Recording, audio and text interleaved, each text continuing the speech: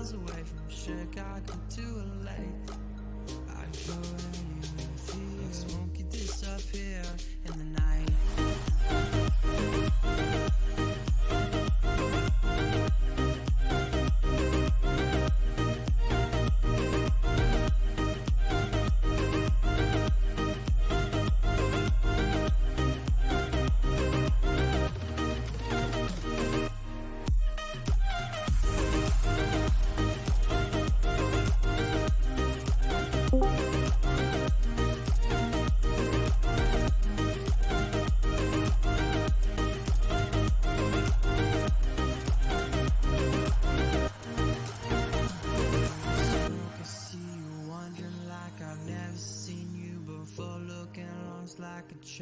Who's never ever been here before. Through the smoke, I know you're miles away from Chicago to LA.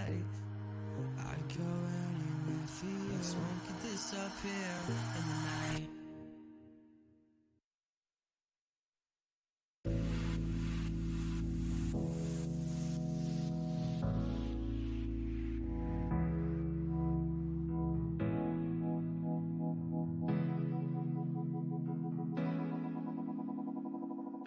Tell me where I belong. I've been searching all night.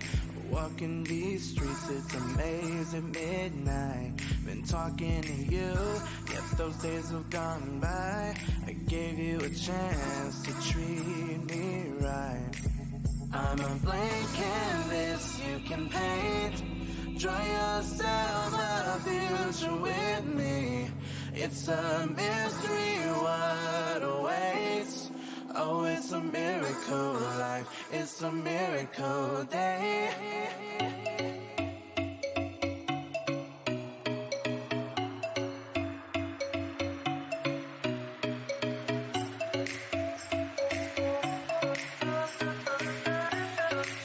It's a miracle day.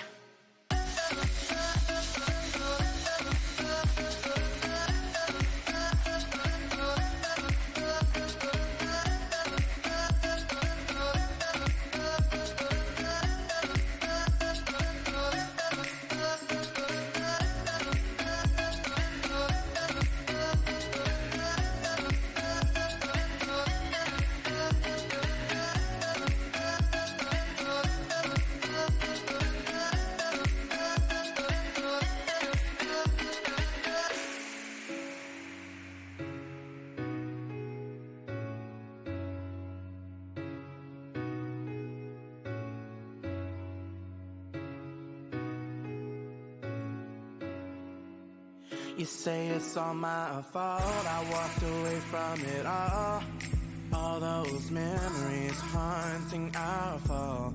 A single life has come at the right time. I gave you a chance to treat me right. I'm a blank canvas you can paint. Draw yourself a future with me. It's a mystery what awaits. Oh, it's a miracle life, it's a miracle day.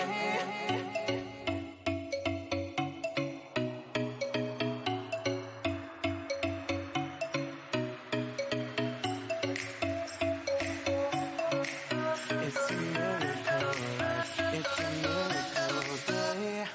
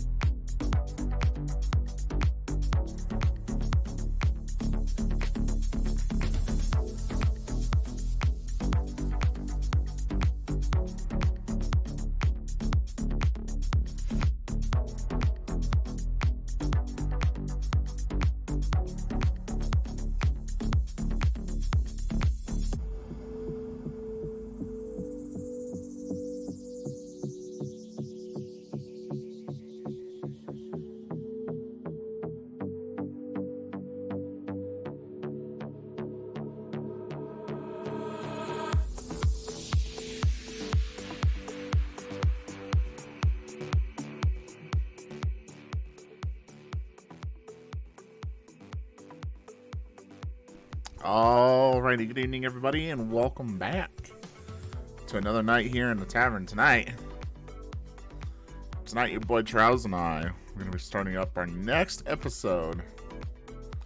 Our next episode of a Schnauzer and a Panda walk into a bar. So, it's going to be an exciting night. I'm really excited. I'm heckin' excited. So I think all I gotta do is just wait for Trouse real quick here.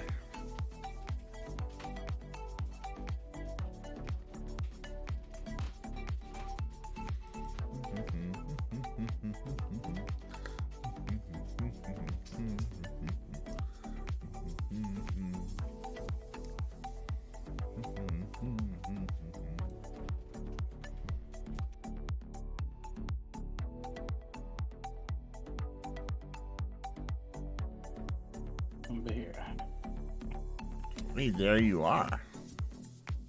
How's it going, friend? Oh, it's going. How about you? It is going well for me, sir. I'm doing pretty good, man. Yeah? Good. Good. Yeah. Good. Okay. So I know we had this issue last time.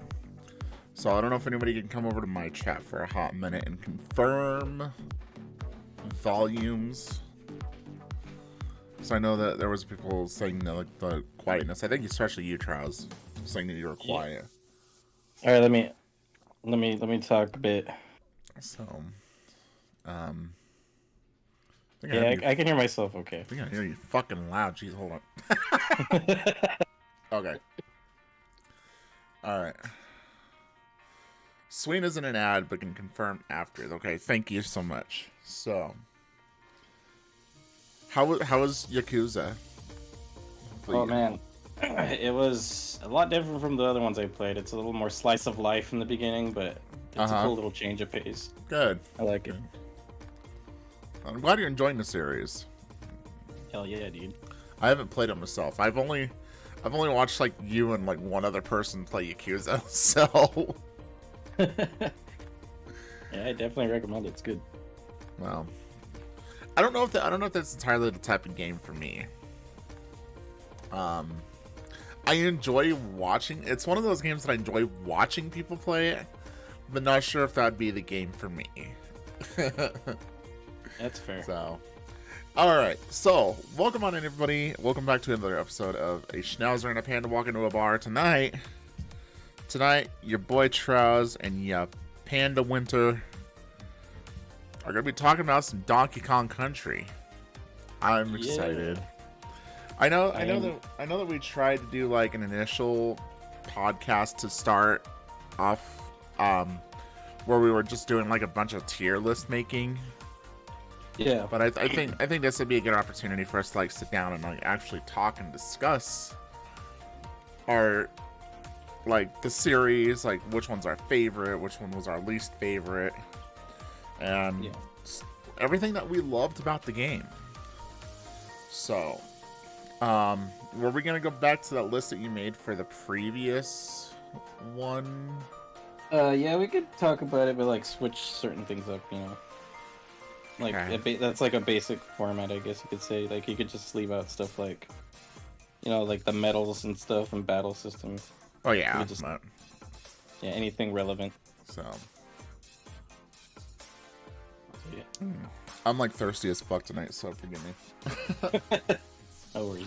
But anyways, so I guess let's start off like, obviously, we played like, if you guys haven't, I'm still working on it because I've been a terrible person, and I haven't gotten to finish the last of the series yet. But Trouser and I did play through the Donkey Kong series backwards, the Donkey Kong Country series.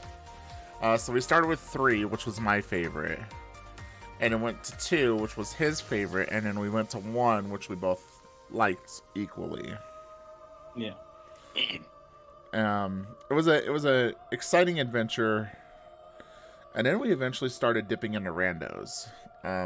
Travis did a rando. I've done a couple, yet to complete one, so I still need to get one on my belt. Yeah, that rando was very interesting. We definitely need to get Dr. Pepper Gamer again and do another race. Yeah, that'd be fun. Definitely. I think one of the things that we'd probably keep out is like the enemy rando, because that was what held us back so long. Yeah, as fun as it was, I think if we did an enemy rando, we would have to accommodate more time. Yeah, for sure. So but yeah, let's talk about like why was 2 like your favorite? Why did you choose 2 as your favorite? Well, 2, there's a couple simple reasons for sure. Like, that was the one I played the most, and you know it had my most attention, I guess you could say. But you know, as I got older, you know, going back to 1 and 2 every so often, I was more cemented in my thoughts. Like, okay, yeah, 2 is definitely my favorite because, you know, like the music, I especially love the pirate theme. You know, that's my favorite part about it. It's super piratey, and the music just fits the tone well, the enemies and all that, and just the aesthetics of everything. Yeah, I just really enjoyed it. Yeah. So, I thought 3 was my favorite. Like, 3 is obviously my favorite. Story behind that was when I was younger, around the 4th grade, I wound up, like, having a bunch of, like, health issues. It wound up being a thing where it was, like, mainly my nose. I couldn't breathe through my nose. I started bleeding profusely out of my nose, like, every so often, and it became a thing that, you know, my family was concerned, so we went to the doctors, and come to find out that it was like a tumor growing in my nose. So it wound up becoming a thing of having to go through a bunch of surgeries. Like, I had to go through 4 surgeries in just 1 year because they got rid of the tumor and then realized, oh, it was also tonsils that we were having an issue with. So they got rid of the tonsils. Then they're like, oh, the tumor grew back. So they went back and got the tumor again. They're like, oh, the adenoids also need to come out. It's like, really? Yeah, that's quite a lot. So, like, after, I think, like, the second one, my mom, when I was feeling okay, my mom took me to GameStop, and she's like, you can buy 1 game. And I played Donkey Kong Country. I played the original one. I loved it. But, like, when we went to GameStop, I saw 3. It was either a choice between, like, the Game Boy Mulan, the Mulan Game Boy game, which, you know, I played that later in life and it fucking sucked, and I'm glad I didn't buy it. It was between that and Donkey Kong Country 3. And so I wound up picking up 3, and that game just held my attention for so long. I got absorbed into its world, and like everything that happened to me that year just disappeared as I played this game. It was that, and like it was like another thing that was like the first, it was like the 4th, 5th, and 6th episode of the Pokemon series. We found that just in like a $5 bin at Walmart. The one where Ash finds like Bulbasaur, Charmander, and Squirtle. Yeah. So I would just like continuously watch that tape over and over again. And that's what got me really into Pokemon. But no, Donkey Kong Country 3 just held my attention, and that was my comfort zone during that year. So needless to say, you chose the correct game. Yeah. I don't know if Mulan would have given me that comfort zone. Yeah, definitely. So, but yeah, 3 holds a lot of sentimental value, and I was glad that I was there to share your first experience of the game. Yeah, that was a pretty fun time, to be honest. I really liked that we experienced it together. Like, we had that choice with Super Nintendo Online being a thing. Yeah. That was really cool. Otherwise, it would have been very awkward having to fly to you every week. Yep. Dropping hundos every week just to fly. Then you're gonna have to kiss some ass at an airline just to make sure that I could get there. Oh, but it was great. And then we wound up just liking Donkey Kong Country just about the same. Like we all knew like certain secrets. There was others that the other knew. Yeah. But together we thrived through it. Yeah. Except for that one level with the 5 bonus barrels, but Orangutan Alley. yeah. God, that is such a bane in randos. Like, considering that level has like 6 or 7 different exits. Yeah, definitely. It's like a big clusterfuck of what's going on. Yeah, it was no bueno, very not bueno. Yeah, but other than that level, I think we did do pretty well and fly through it quite quicker than the first, second and third game. I mean. Oh yeah. I think second took the longest for us. Oh yeah, there was a couple moments that accidentally reset. So. Yeah, and we're just a lot harder in general too. Like considering that I had to go through the tower twice, and all Travis had to do was just pick up a coin and walk away. Yeah. Still pops up on the clip player. I saw that when I was like loading up. I saw that clip.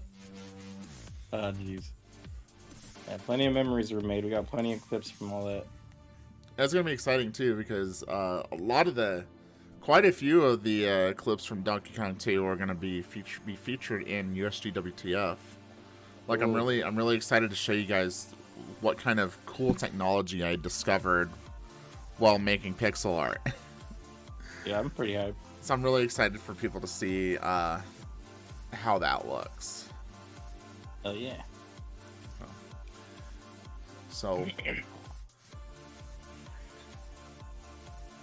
what do we talk about next now?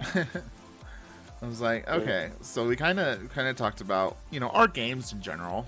What would be like your favorite and least favorite bosses? Favorite and least favorite bosses, interesting. Now remember, we can also talk about when we did the tier lists. We also looked up the Game Boy Advance bosses, like the Game Boy only bosses. So true. Remember those as we're reminiscing. I definitely remember Kerosene. Kerosene was cool. I would love to fight him. He did look very cool, not gonna lie. He had that like big giant factor to him. It was like, whoa. But then you had the boss, who I can't remember the name because he's not fucking important. The one from Donkey Kong Country 3, the Game Boy Advance one. Oh, like, fuck. That looked like such an atrocious disaster. It was like a Play-Doh thingy. It looked like a Play-Doh bug or some shit.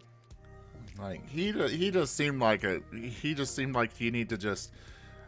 I'll quote K from Men in Black 2. It's just like, this is a perfect example of you need to go home and do it again. I mean, we never got to fight him, but just looking at him, it was like, yeah, this is definitely going to be one of those, like, terrible ones. Yeah, no kidding. So, but anyways, what would be your favorite and least favorite? Okay, so from what we played, my favorite, I've mentioned it before to you, but, what's his name? I gotta look up the boss names real quick. He's the crow. Okay. Oh, the crow with the eggs? Yes. Oh. And not the first one though. Oh, the dead one. The dead one. Well, after he dies, yeah. His Creepy Crow, his name is.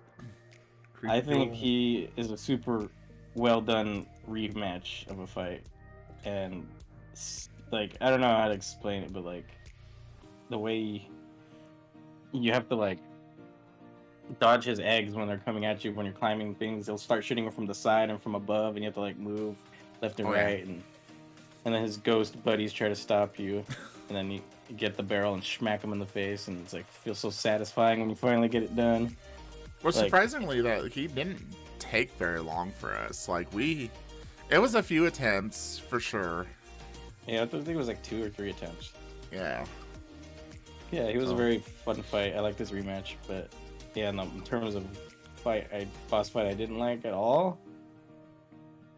And that's a tough one too, because there's some pretty dumb fights. Yeah. Like, to Donkey Kong Country 2's Big Zinger fight. That was probably one of the hardest ones. I can't stress this enough. Like, that fight was probably one of the absolute worst that I've ever had to do in a very, very long time. We can both agree on that. Like, my worst and favorite boss come from the same game. Like, the Zinger boss, I would probably much rather learn how to play Donkey Kong Country blindfolded than have to do that fight again. Like, I don't think it would be worth it to do that fight again. Yeah, that fight is garbage. Just the hit detection on the little stinger you gotta hit is just not there. The little hitbox. Mm-hmm. Now, the boss that I love, everybody has such a hate for. Let me pull him up. Because I can't remember his fucking name. Bleak, yeah. So the snowman, right? the snowman. Like, Excuse me. he was a very creative boss. Like, they stepped out of the comfort zone and, like, they made a boss out of the new mechanic that they put into the game. Like, the totally new mechanic, because you don't ever, like, see, like, that type of minigame in 1 or 2. So, like, when it was just recently introduced, if you didn't play the minigame, you're not going to know how the fuck to fight this boss. Yeah. That makes sense. I think he was a very clever boss. And it's just one of those things that a lot of people just have zero respect for this boss. There's so much hate toward him. Yeah, I could see that for sure. I mean, I kind of dug his whole concept for sure, like you mentioned. But, like, the execution of him is kind of, like, a little wonky. Just a little bit. Right. Like moving around back and forth, trying to chuck the snowballs and whatnot. Yeah. And the one phase where he's only, like, shooting, like, or throwing, like, 2 snowballs and he hides. That is, like, the hardest phase of him. Yeah. But by all means, like, he is one of my absolute favorite bosses. What about your worst? The Zinger. Like, oh yeah, that's right. Yeah, we're both agreeing on that, right? And of course, if we look at Crocopus is his name, by the way. The fucking octopus. Oh. So, for those unaware, when we talked about when we did tier list, we looked up and actually watched the video for Crocopus. He is a Game Boy Advance only boss found in Razor Ridge. So he takes Barbos's spot as the boss. And you have 3 tiny ass ledges. And you have to dodge his claws that go toward these ledges while trying to figure out where a bomb spawns. In the process of that, you have to try to throw the bomb at him and hit him while dodging his claws. And it has the same kind of effect as when you fight Squirt, the boss when you have to be the elephant. The ledge, when you fight that boss, you know that Donkey Kong 3 ledges fucking suck. Yes. So barely any indication of where the hitbox ends. Yeah. if you fuck up, you're sliding down. Yeah. Yeah, that was quite a bit of an issue there too with the Squirt battle. You're just sliding off. One boss that I really grew to kind of hate is Very Naughty, and I think that's just because of sour taste of Rando. Very Naughty, the one that just leaps like crazy. Yeah. And then sometimes you just don't land a hit on his head, even though you think you should. He just bounces you right back off. Mm-hmm. Yep. Yeah, I don't like. He could be very RNG. So. RNG boss is no fun. But that's all my thoughts. Yeah. Who was your favorite K Rool fight? Oh, definitely the second one. The second one? Captain K Rool. He just throws everything he's got at you. Basically, and like he has a lot of cool like mechanics within his attacks that you have to watch out for, like the reverse. Uh-huh. And then the floatiness, I think, or something, right? I can't remember exactly all the effects, but yeah, I just like that a lot. And then how the cannonballs would do like circles instead of going straight, or like go a little faster, or he'd delay his shot. You know, like you were always thinking on your toes. It was like really active fighting. It's always like such a he was a pretty badass fight, and you gotta admit that was a pretty effective blunderbuss. It's a little too effective. Didn't even have to reload that damn thing. And even his rematch fight, he just doesn't stop.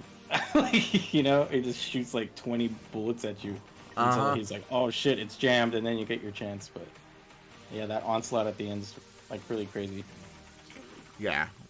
I definitely liked 3 after 2.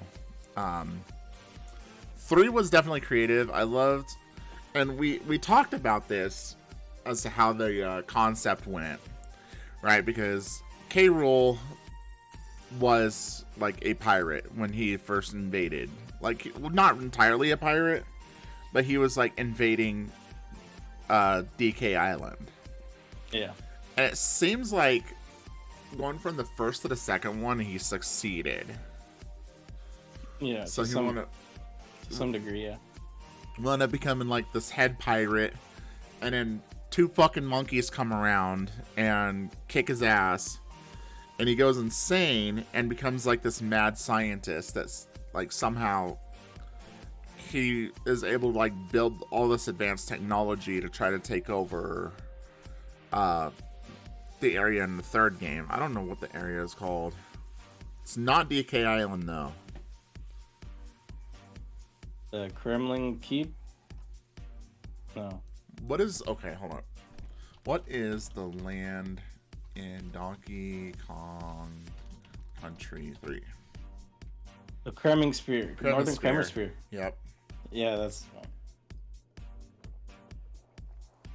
So, becomes a mad scientist and then tries to take over the Northern Kremisphere. Which gets a hold of the Queen Banana Bird, locks her up, and only she has like the power, I guess, to get him out of the land. Yeah, I liked how his mentality changed throughout the 3 games for sure. He just went insane at the end. Mm-hmm. And then he kind of just restarts back when you go into 64. Yeah, he kind of goes back to being like king with his eye punched. Have you ever thought about going into the Donkey Kong Land games? It crossed my mind a few times, but I feel like they'd be like I enjoyed the Super Nintendo one so much that going to a lesser console would be like hard for me. You know, to like play it. Mm-hmm. So like I don't know. I've thought about it. We'll have to try it at some point in time. Yeah. I feel like Donkey Kong Land needs to take a look-see. So I'm just like looking at some of the images while I was looking up Kremisphere, and well, you know. You know. We'll have to take a look-see at some point. Well, that's I think a good talking point to talk about each like atmosphere around the first game, second game, and third game. You know how different they are. Yeah. So, what would you think is your favorite out of the 3? Like the tundra, like mountainous lake area, the piratey islands, or you know just DK's jungle ass looking place. So I think I might have to stick with my answer of being 3. just because I felt like there was a lot of creativeness behind some of the levels in 3. Like,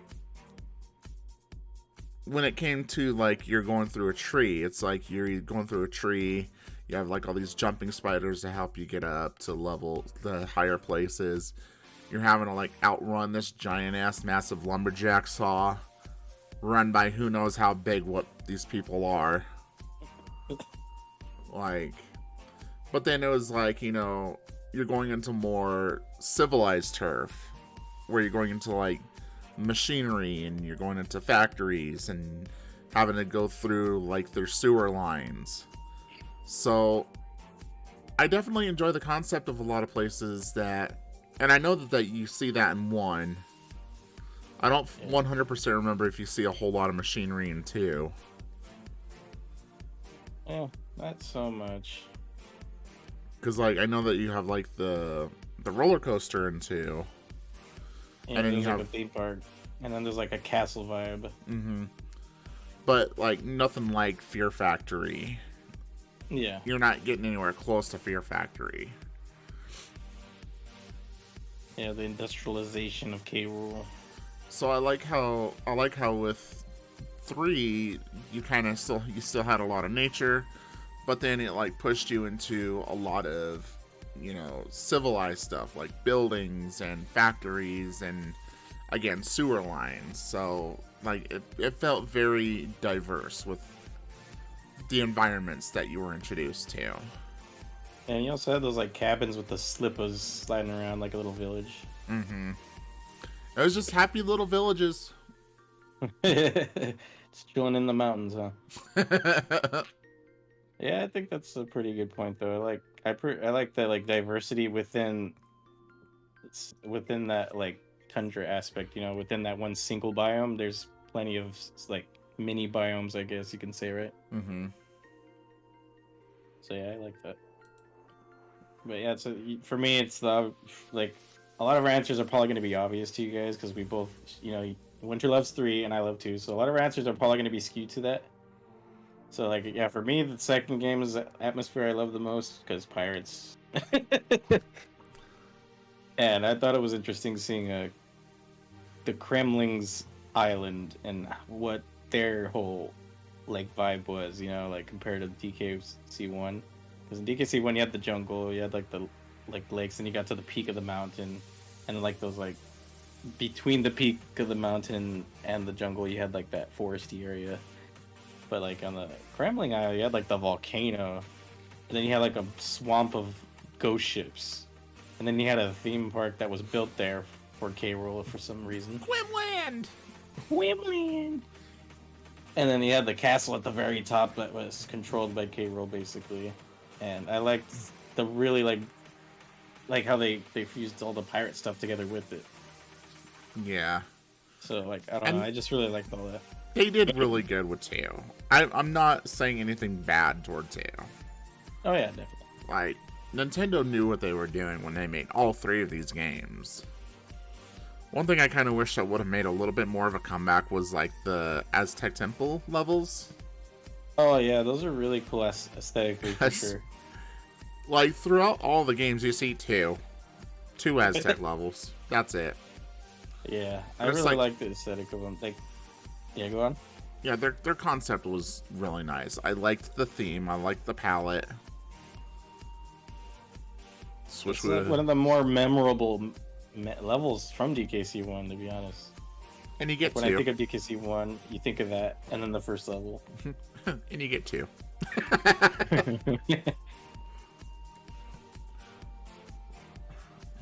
Yeah, they all have pretty good atmospheres to them. They all have their own vibe, but also a similar vibe, you know? Yeah, no kidding. No.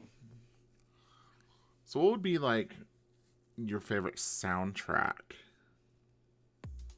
Like, not like soundtrack. What would be, like, songs? Your song? Like, what song could you jam to over and over again? Well, what can I jam to? There's, like, some obvious choices, like Sticker Brush Symphony, Aquatic Ambiance. But there's some that... What's that one song called again? It's called I think Crook's March, and it's when you're going through the tower.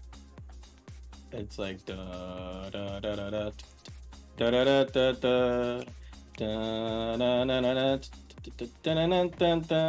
and it's just like a really cool marching beat to it, and it sounds like you're heading into the depths of, you know, the evil to become, you know, when you're going up. It's just like, I don't know, it just brings that like that feeling of like adventure and danger and all that, you know. So I really like that song. Yeah, I hear you. So my favorite song, like my absolute 100% favorite song, and I fell in love with it the moment that I heard it, was Rockface Rumble. It was the song that you would listen to when you were like in mountaintop levels on 3. Because like the amount of drumming that they do in that song is just phenomenal. Just 100%. The one you're climbing ropes, right? Yeah. Okay, I think I remember now for sure. Yeah, reminiscing of, you know, when we were talking about Lion King vibes. Yeah. Like, this level gives me Lion King vibes. And then you also get scared that, like, an alert scares the hell out of you and sends you falling, like, off the mountain with a barrel of TNT. Yeah. Man. Yeah, those levels really were pretty cool, musically and aesthetically. Like, I really liked the vibe of it. But the one that we struggled with was when that rope was burning. Oh, yeah, there's some pretty hard mechanics to deal with on those levels. With the copters as well, spinning around. Mm-hmm. Yeah, other than that, I really enjoyed those levels for their aesthetics and music. That's one thing the DKC series is king at: aesthetics and music. And collections. Yeah, collecting stuff for sure. Now, did you enjoy... So, were you more of a fan of how 1 worked? Or did you enjoy the aspect of having to go through, find 2-3 barrels, find a DK coin, and then move on? I don't know, to be honest. It's hard to say. Like, I know in 1 it was a lot easier. All you had to do was find it and you got it. Mm-hmm. But like, it was fun to get the challenges out of the way with 2 and 3. Like, trying to get the coin from 3 was always a fun challenge. Like, we had some funny moments trying to get some coins. Yeah. And I thought that was great. But yeah, and 2 with their having to get the, you know, finish the challenge, and like they got really tough though, like sometimes kind of ridiculously tough, where we had to just save state right there, you know, just to make sure. Yeah, it kind of really sucked that we had to eventually get to a point of where we were save stating, but yeah, I think we were getting to a point of where we just wanted to get done and move on to the next one, and we like enjoy the game while we were playing it, but we didn't want to get stuck. Yeah, for sure. But you know what we have to do now, though? What's that? We have to hard mode all these games. How's that? How are we gonna hard mode that? Take out all the DK barrels, all the save points, midway points. With like a ROM hack? No. Nintendo actually intended to allow you to play games in hard mode. So I remember with 3, if you put in the name TUFST, which meant toughest, you would hear, like, when you put that as your name, you would hear Dixie Kong cry, but that would enable hard mode. Oh, interesting. So hard mode would take out literally I think there's like 2 DK barrels it doesn't take out, but all of the other DK barrels go away. The midway point goes away. Jesus, dude. That sounds crazy. Oh yeah. That does sound like a challenge we could do for sure. You've had enough experience playing through them. But I think there's one as well for DKC2. DKC2's is gonna be the craziest one, probably. I think that's gonna be the one to struggle through. Let's see here. Yeah, hard mode while you once. Okay, let's see here. With Donkey Kong Country 2, Diddy Kong Quest joining Nintendo Switch Online's library of SNES games. Whether in the pursuit of bonus perks or a way to make the game more challenging, the easily accessible cheat mode is there to help a player out or not. DKC2 allows players to quickly access the secret mode by highlighting the 2-player contest game option, pressing down on the D-pad 10 times total. After pressing down 5 times, player will also gain access to the game's music test mode. But pressing down an additional 5 times unlocks cheat mode. And there's 2 cheats, which either gives you 50 bonus lives or activates hard mode. Oh wow, the easy or the hard, huh? Yep. Wow, that's cool. Hard mode removes all DK barrels and all star barrels from the game, so there's no extra barrels in 2. So it'll always be like we start out together, but once one of us dies, that's it. Yep. And then we have to just reset. Well, whenever you go back into, so to counteract the no DK barrels, every time you go into a level, both Kongs are there. Oh, okay, that makes sense then. Because I was gonna be like, there are requirements to have 2 Kongs in a lot of places. I was like, how is that gonna work? Every time that you go into a level, both Kongs will be there. So okay, that makes sense then. You just have to, be smart and survive. Yeah, we're gonna have to really think and plan our strategies and who's gonna do what and all that. That should be a fun little brain exercise, If we decide to do it. Yeah, we got randos in the horizon and possible hard mode on the horizon. That's a big possible if. A big possible if. Yeah, because that'll really take our sanity out of the window. Yeah. That's if we decide. Like, there's a shit ton of other games that I want to play right now, and I know that you and I were talking that we kind of wanted to do something like Mario at some point. Yeah, I was saving what do you call it? Mario RPG. That's right, because I was gonna be like your co-commentator while you went through it. Yeah, I was gonna Discord share my screen for you. When were you gonna plan on doing that? I'd like to really soon, to be honest. I'm almost done with the certain gameplay. Playthrough. I'm doing Spiritfarer. I should be done with that in like 3 more sessions. So probably in about a month or 2. Okay. Because I'd like to be there while you experienced it full firsthand. Oh yeah, definitely. I would love that. That'd be super fun. I have the Super Nintendo Classic Edition. I can get all set up. Yeah, we'll have to coordinate and figure out when we can do it. Yeah, but I wouldn't mind skipping stream days to do that. Yeah, that'd be cool. Indeed. But anyways, back to the topic at hand, because we're talking about Donkey Kong, not Mario. Yeah, the Donkey Kong needs to be talked about more. I just thought of a good one.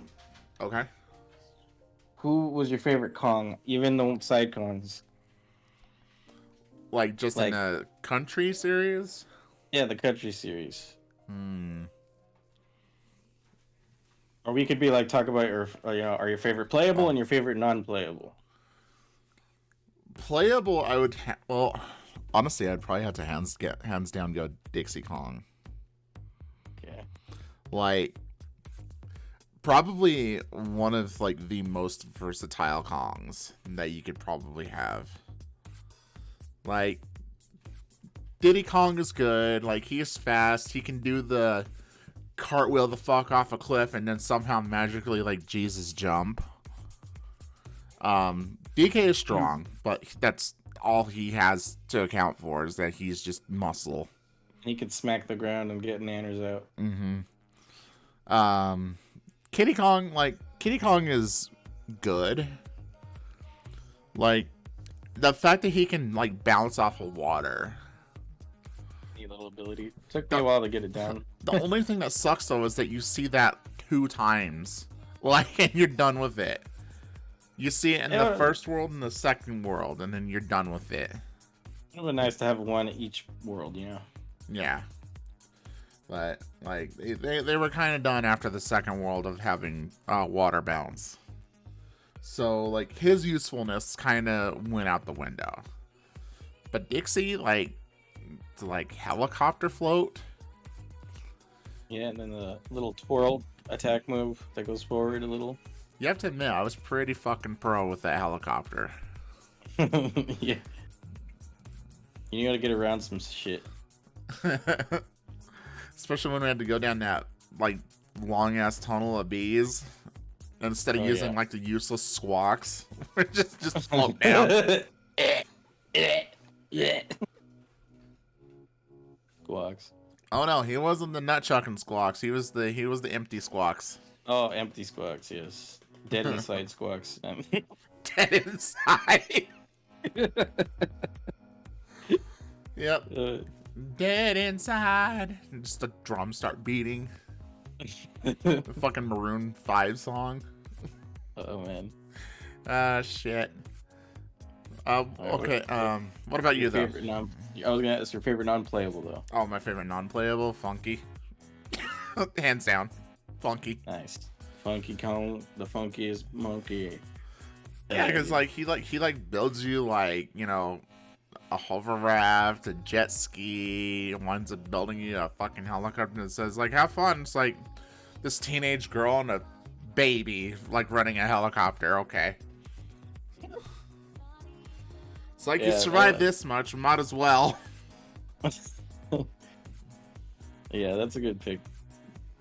I'd say my favorite playable Kong. It's very close between Dixie and Diddy. Very, very, very close. But Diddy probably because he is super fast. He's a speedy boy. And I'm very pro at that cartwheel move that can jump in midair. The cartwheel jump, yeah. Yeah, you were able to do some really good jumping. And, oh my Jesus, excuse me. My brother's screaming. Let's if my brother just got back from school and they're just screaming. But yeah, what was I saying? Yeah, the cartwheel move and then being able to jump a little higher up too, I think was another good thing he had. Like just slightly. He had a little bit more ease to it rather than, you know, like it took more effort out of DK and Dixie to jump as high as he did. Uh-huh. So I liked his his acrobatic abilities, I guess, you know. Okay. And that's why he's probably why I have the edge over Dixie, because I mean what you said about Dixie's true as well, like that the versatility with the movement as well, with the floating and getting around certain areas that you wouldn't normally be able to without her. She should have been Smash Fighter, I'm just saying. Definitely. Like, I would have loved to see this. I think Dixie would have been a great Smash Fighter. Yeah. Although I'm happy they chose K Rool over her, but I would love to see another rep. I can agree that K Rool was probably a better choice than Dixie. But I think like if they were to add another Kong, like I think Dixie would probably be up for running. Yeah, definitely. And then Funky probably being right below her. Yeah, or could be like a you know, like a Echo Fighter of DK. I was gonna say I never really seen Funky fight. He is in Donkey Kong Tropical Freeze. You can use him. Oh yeah, but like when it came to like literally any other game, he was just there to like offer you a barrel attached to a plane or offer you guns. They could do some fun stuff, I think. Like maybe, like you said, the guns. Maybe he could have every Kong's gun available in his arsenal in some shape or form, and then maybe like he flies an airplane as his like little recovery backup or some shit.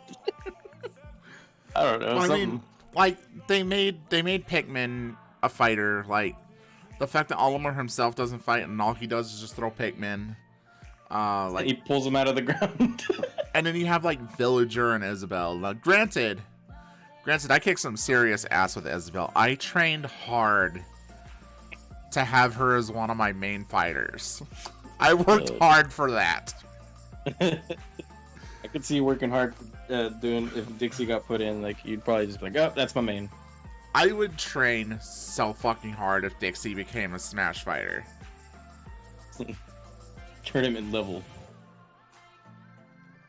I would probably go tournament level if Dixie became a fighter. See, that's how much he loves Dixie. Hell yeah. That sounded kind of strange. It's my monkey. Get your own. And then I'd say my favorite non-playable Kong in the series was, like you said, Funky. I loved Funky. He's my stoner monkey friend. Stoner monkey friend. And he knew how to make some cool shit for sure. Planes, like you said, and then also the hovercrafts, and then that cool little bicycle one you get that with the little weird helicopter top. Yeah. Playing skis and automobiles. See, that's what he was good at. Yeah, so I really liked Funky. And then he came back in Tropical Freeze, and I play Funky mode when I play that game, and it's super fun. Even though it's easy mode on that game. Uh-huh. I like using him. He's got a cool surfboard ability. Yeah, I never... I always wanted to get into the Wii Donkey Kong Countries, but I was never really able to. I haven't played Returns, but I've played Tropical Freeze twice so far, and I can say they're both pretty. Well, Tropical Freeze is pretty good. They got the music or they got David Wise to do the music again for that, because in Returns they didn't have David Wise. They had some other composer, I can't remember, but yeah, they finally got him back, and he did a lot of like remixes of old ones, and then also, you know, his own mix that had the same feel from the old games. It was beautiful. I really love his Tropical Freeze stuff. But yeah, I really recommend trying it out if you ever get the chance. It's pretty reminiscent of the old games, and you get control of Donkey, Dixie, Diddy, Cranky, and Funky. So like, you get all of them. Well, I know that I could buy Tropical Freeze on the Switch. Yeah, but I think Returns is Wii only. So, and I know that I have like a adapter that I can turn Wii to an HDMI. So, and there's also Returns on the 3DS, but I don't know if you want to play it on handheld. That would involve me getting a handheld or a 3DS with a capture card. Yeah, that's quite expensive. And those are not cheap. Like $600 modded thing. Which, I mean, if there were more 3DS games that I enjoyed, I probably would. But like, the only ones that I've ever actually like really like delved down into and completed was like Black and White, like Pokemon Black and White. Oh fuck, I had them. Now I brain farted. Zelda Spirit Tracks and Link Between Worlds. Those are the only 3 games that I completed. Was Pokemon Black, Spirit Tracks, and Link Between Worlds. Okay. Yeah, I only really had a 3DS for Animal Crossing and Pokemon. So I never really wound up getting very far in that. Which, oh well, you know. Plenty of emulate. No, I'm just kidding. Alright, so what else can we talk about with the DKC series? So what about like enemies? Did you have favorite enemies? Did you have least favorite enemies? What were your favorites? Which ones did you just want to see thrown in a dumpster? Alright, let's see. Well, some of my favorites I'm gonna start off with is the ones that scream funny when you kill them. God, you already know which one I'm talking about. Pissed myself laughing multiple times when you came across those guys and you just made the sound every single time. So over the top and like dramatic, and it's like funny as shit to me. Like, they're so beefy and big, and like so like, ha ha, you got to beat me, and when you do, and they're just like, oh no. Like, especially when we're in the waterfall levels and they echoed. Yeah, exactly. That's it. Oh man, yeah, the ones that scream funny, definitely. Like, and also, I'm a sucker for the ones that look really cool. Like, I liked Cleaver. It's that tiny guy with the big swords. Yeah, he looked cool as fuck to me. I liked the look of him. He was a little bit of an asshole though, like getting over him. Yeah. And then what else was there? You gotta love what's it called? The good old fucking what are they called? Crushes. Those guys, big old chunky guys too as well. I just like how cool they look. And they're like Arnold Schwarzenegger's walking around like, oh, you can't hurt me. Well, and then the ones I hated, nutchuckered vultures. Oh god, the little baby ones or the big ones that like threw them out of the wings? Mostly the little ones, because those were more prevalent. But those ones that were throwing them from under the wings, sometimes they had a pattern that was just so annoying to get by. Mm-hmm. Any nutchucker indeed were just not a friend indeed. You know, fuck those guys. I hated them so much. Oh, I forgot an honorable mention of one I liked a lot with the Zero Owls.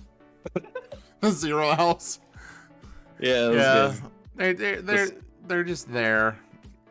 Blank stare in their face of death. Going their Cheeto Puffs. And it was still hilarious when I actually showed Zero that clip, and he's just like, what the fuck, dude?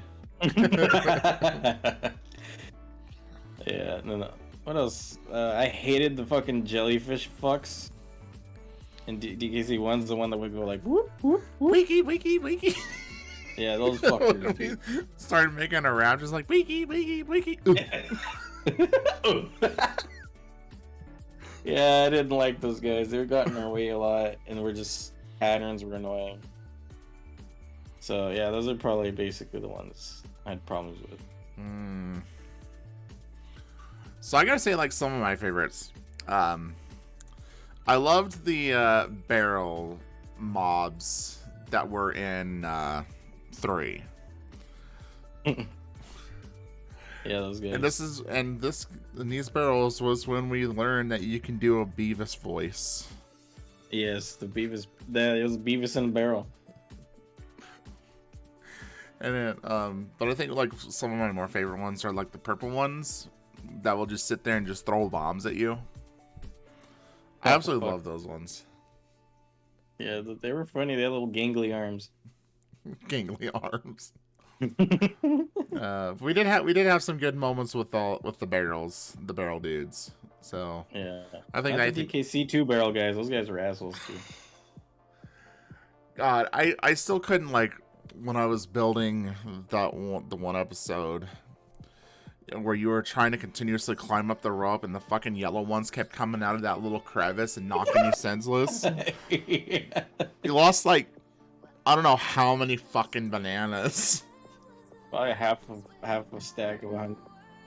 But I was just like laughing my ass off when I was going back and I was building that episode. Like you were struggling a little bit. Yeah. But there was a couple, like they made us struggle a couple of times. I kind of hated it. Not gonna lie. The life stealers. Oh, but what would be like some of my least favorite? Definitely one of them would have to be the orangutans from 1. Oh yeah. I just can't with them. And they hurt your poor espresso, dude. Like I just can't with them. Yeah, they're quite annoying, not gonna lie. Lanky's the only cool one. And while we're on the topic of 1, let's talk about like the some of the mobs, some of the enemies. Like the tropical fish. Oh yeah. I think they were trying to consider that like a piranha. Yeah. But I think based on like mob list, I think he was just considered fish. Just fish.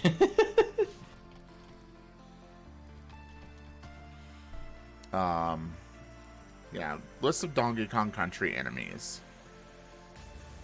Let's see here. Because you had the shark, but they were called chomps. Yeah, the fish was just called bite size. Ooh, so scary. Scary. Yeah, But of course, The aquatic ones weren't too notable, I think, in the first game. They were just normal ass looking sharks and fish. But they had like some creative ones, like Crocopus. Crocopus was cool. Yeah. And Clambo. Octopus. Clambo. The clam, like. Shooting them pearls. Also, I'm not gonna lie, looking at a mob list. Did you ever look at Monkey Kong, which is the orangutans? Yeah, they look pretty dumb. Like, look at that.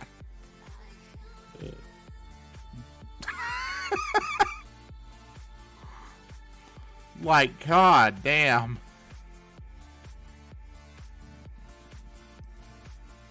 They got like a Jimmy Neutron head. Got a blast. Oh fuck. But it's just like, you know. And when it comes to like mods, like some honorable ones would be like how they like started transitioning from, and it's going back to the concept of how he was like becoming a mad scientist. Like a good portion of the mobs went from like bionic. I don't want to say bionic. I don't think that's the right word. Like organic. I don't think that's the word either, but we're gonna go with organic.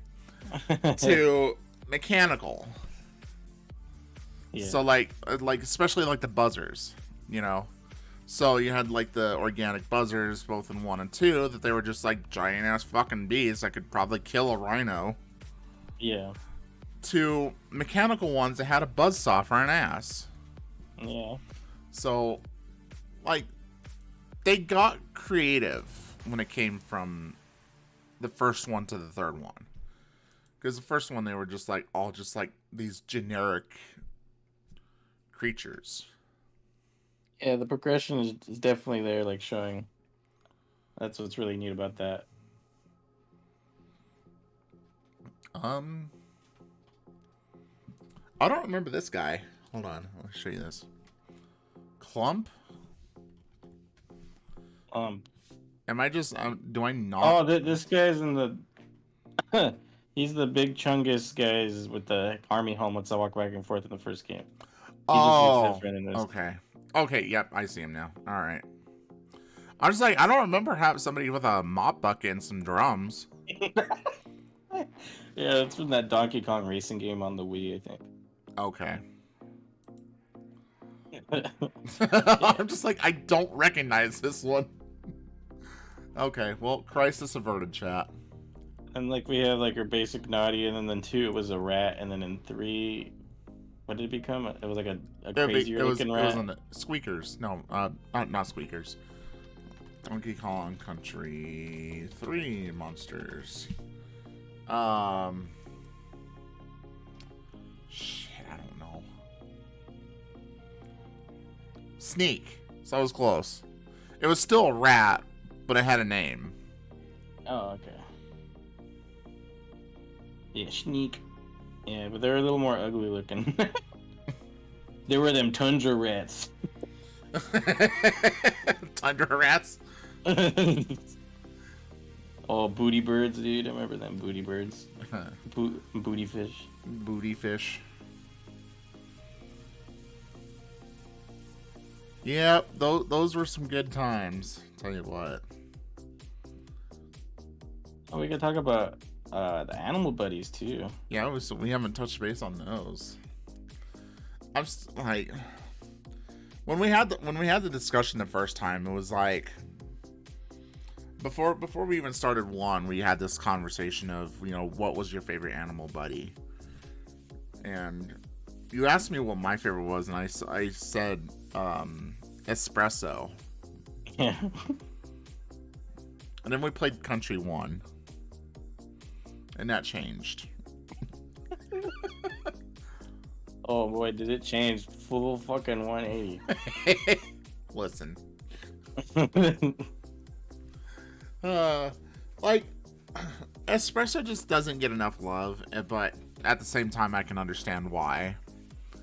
I feel like Espresso needs a little bit more love in life. But, yeah, they definitely look cool. They have cool-ass sneaks, you know? But they just can't do nothing other than run fast and kind of flap their wings a little.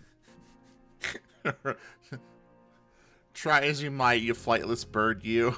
But it was like Espresso just needed a little bit more love. They have the best bonus level. I'll say that. I think they have the best bonus level. Yeah, we never really got to see a whole lot of bonus levels. Like, you were able to do Rambies twice, I think. Yeah. Like, I never got a chance to do Rambies. I never got a chance to show you how to do Rambies. Yeah, Rambies is really fast. Yeah, like, I don't understand what their concept of was, like, when timers. Because if you, like, look at all other timers, it's, like, it's normal timed. It's, like, literally 1 1,000, 2 1,000, 3 1,000. Rambies, it's like you have, like, a 3-year-old kid, like, counting up to play hide and seek. And he's like, 1, 2, 3, 4. It's like, no, Johnny, you gotta go slower. Give us time to hide. Yeah, that Rambi one is a little too quickly. Like, if they gave it like 20, 30 more seconds. Like, there's a way to be effective to get like 5 or 6 lives out of it. Like, you can be really effective and get like 5 or 6 lives out of that map. Yeah. But because it's like the concept of you have to like hustle, get as many as you can, and then within like the latter half of the level, you climb up to the top to get to the ×2 bonus. So it's just one of the things, like, they could have thought of it a little better. And yeah, definitely. It kind of upsets me too that they didn't continue on with the animal buddy tokens in the future games, because it was a good concept. Yeah, that's one thing I really missed for sure, was the animal tokens. To get those, yeah, the chance for extra lives would have been helpful, definitely in 2.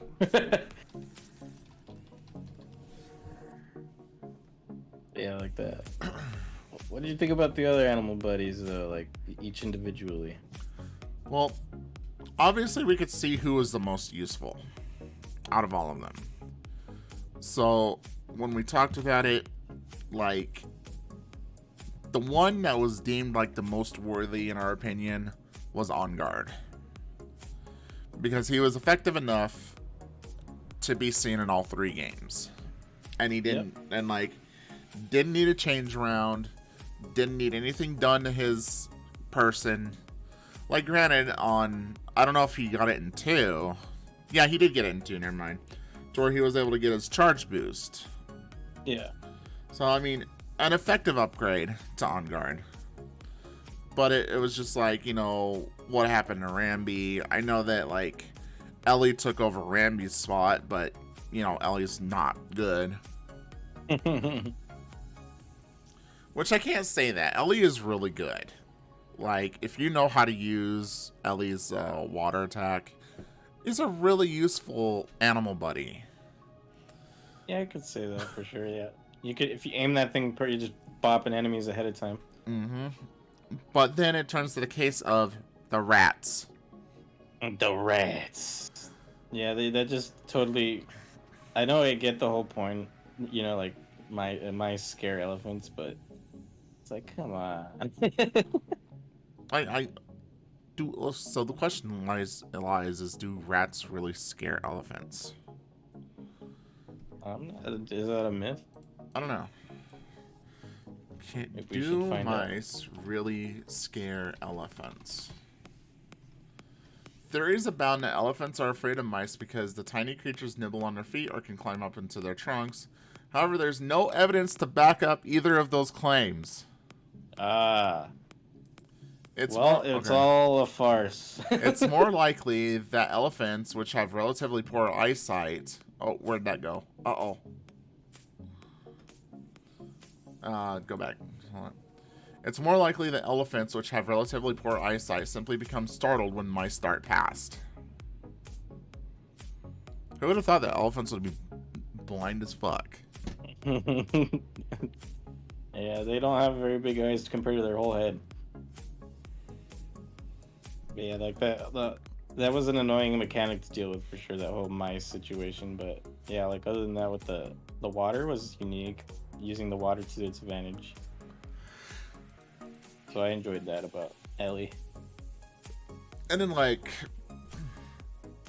you know, Squawks was another one that saw all 3 games, but Squawks was utterly useless in the first one. Like, all he did was just enable, like, seizures. Yeah. Just carry the light and didn't make it very useful. But, like, the second one, he became more useful when he had the ability to attack. Yep. But then, you know, you saw more of the purple one, which didn't attack. Yeah, that one just carried you and you hope for the best. Sometimes it didn't even fly. It would just fall. Like, he was like the next-gen espresso. Falling with style. We're not flying, we're falling with style. Yeah. Even the speedrunners skip that Squawks when they need to. They just jump into that hole and know where exactly to move, you know, Dixie around and when to do the hover. Yeah. So they just completely, that's how useless it is. Yeah, no kidding. I mean, like, those people, like, have all the time in the world to fucking learn, like, every single pattern. Like, Yeah. a lot of people, their job is just speedrun one game. That's their job in life.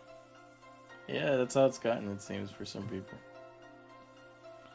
So, I mean, good for them. Like, if they found something that they really love doing, and if they found something that's making them successful, then good on them. Like, huge on them. Hell yeah. We'll find our way someday. We're getting there. Slowly but surely. Yeah, was it one of my favorite animal buddies is, of course, Squitters. Squitters. Love me just Squitters is fucking styling with his his 8 sneakers.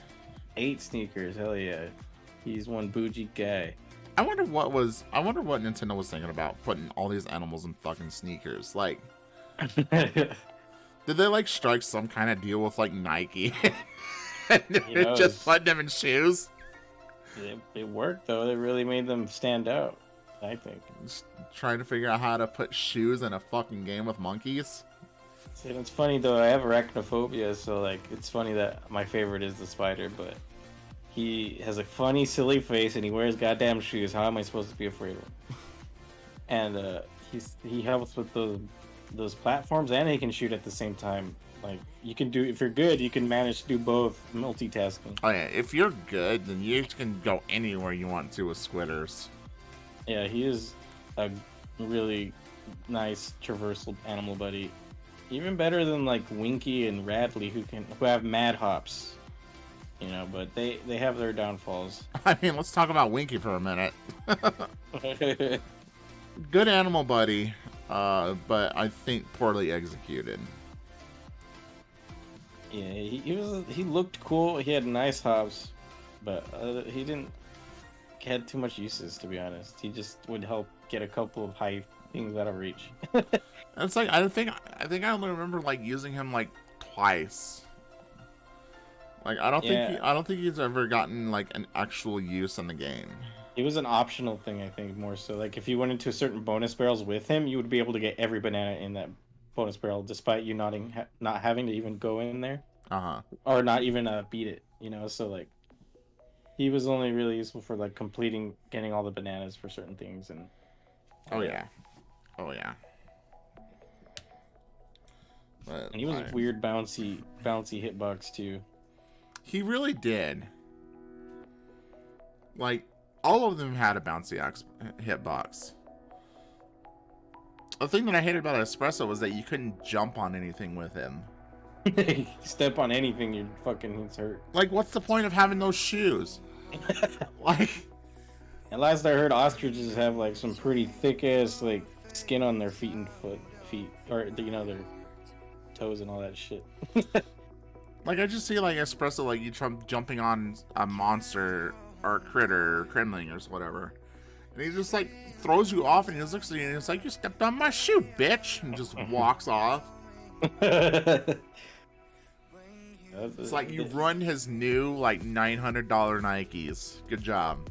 At least give him a peck move or something. Right. That would have been cool to have a peck. So I think he like Espresso. I think only has like 2 or 3 uses in the game. Gliding to the bonus barrels everywhere and doing the bonus itself to get like the ×2. Yeah. So nothing too but much. It's like to get the one that's in Orangutan Valley. That was just had to clear literally 3/4 of the map to get an Espresso to go all the way back to the beginning. Yeah. And trying not to die on the way with all the barrels getting tossed. Yep. And that was another thing to worry about. All the claptraps moving back and forth and the jumping critters. Yep. It was just a whole mess. I remember there was one moment where I managed to dodge a claptrap, a barrel that kept rolling, and I kept like jumping back and forth between them, and I didn't die. I was just like, wow. Wow. That was one of the hardest things I ever had to deal with. Yeah, Espresso not good. No bueno. Espresso He looks is great. cool and not good mechanically. No, not mechanically. And then Radley, I know you had many issues with the boy Radley. Radley was like, don't get me started on him. Probably very close to your worst one. I got better with him. Yeah. I did wind up getting better because, you know who, not to mention any trouser names, decided to restart and had to make me do the Rattler part of the tower again. Yeah, you got well. I was pretty pissed, but at the same time, I was laughing at your despair. You didn't have to do the tower. Yeah. Like, you didn't at all have to do the tower. See, at least you got the experience of, you know, going through some of the toughest parts of DKC2 to understand. I felt very accomplished going through that tower, though. Yeah, I watched another friend play like a long time ago. He went through the series. I don't know if he still like streams on Twitch or does YouTube anymore. Like, I don't ever talk to him anymore, but we're still friends on Facebook. But like, I watched him play through DKC2. Like, he had it as a YouTube series, and he struggle bust so fucking hard on that tower. Yeah, that tower is nothing to fuck with. So it's just like, that is definitely one of those levels that separates the men from the boys. Tell you what. Oh man, it's definitely one of those levels that you don't want to fuck with. You transitioned to manhood quite well there.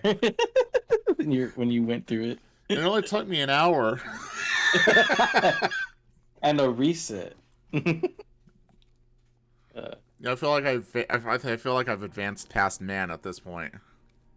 Compared to your first moments with Radley, where you were like, I was saying, "Oh, you got this," and I don't think I got this, and you just slip right off the boat, trying to line yourself up to jump. That was one of the most priceless moments for me. Look, I'm just saying, like, they literally had the same hitboxes like the fucking cliffs in 3.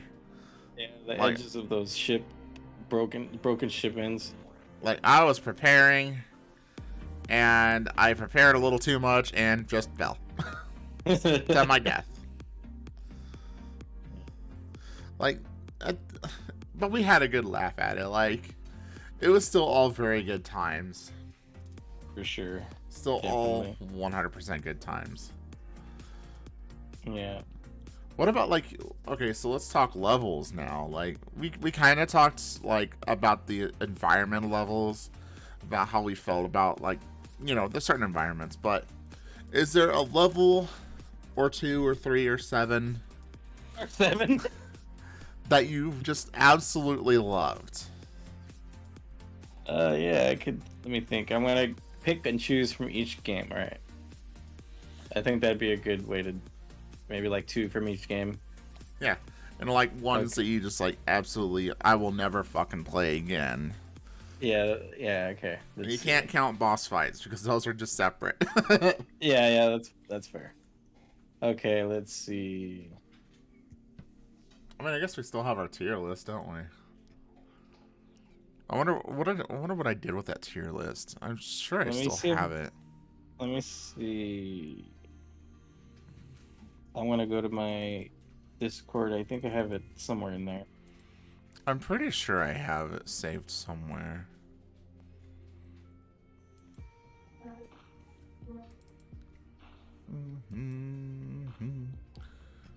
Boom, boom.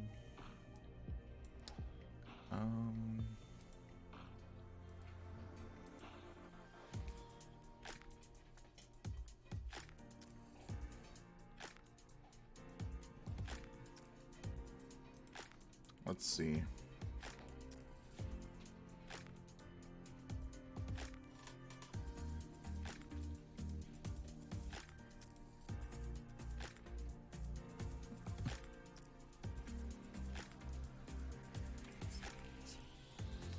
Fuck, where the hell are they? I found mine. Found yours? Yep. You want me to send you the link? Yeah, because I think we shared that, didn't we? Yeah, we basically ranked everything the same. There you go. I sent it to you. Oh, uh-oh. Hold up. Whoa, Bessie. Okay. Alright, let's see here. This is gonna definitely help our memory. Or is yours not been? Yours isn't filled in. Mine's not filled in. Uh-oh. Oh no. Uh-oh. Oof. Yeah, technical difficulties, chat. Hold on. Like, I know I have them saved somewhere. You could always. Well, I don't know. Like, you could always go into my tier list section and scroll all the way back up. I think I have. That's where I found mine. It should have yours saved through that, maybe.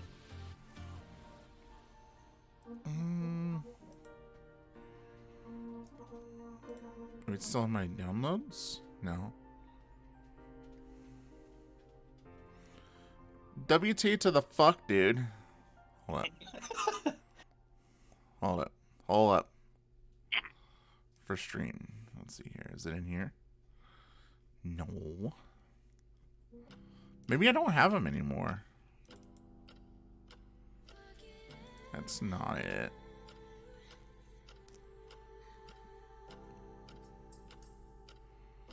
Yeah, I guess I don't have them anymore, so oh well. It is what it is. Let's see. I could always Discord share real quick. I'll kind of finagle on my list here. On this list here. I have what I need. Alrighty, so on my top here, on S, we got Jungle Hijinks, Coral Capers, Pirate Panic, Haunted Hall, and Lakeside Limbo. That's 5 right there, but this is all on the S tier.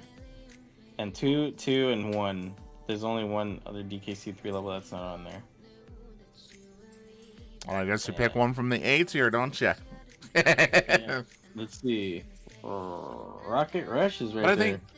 I think we were like deciding on these ones like what was like our most iconic. Like, would those be like considered your favorites? I guess not. I guess that's something you could. Yeah, definitely. That could be a stipulation there.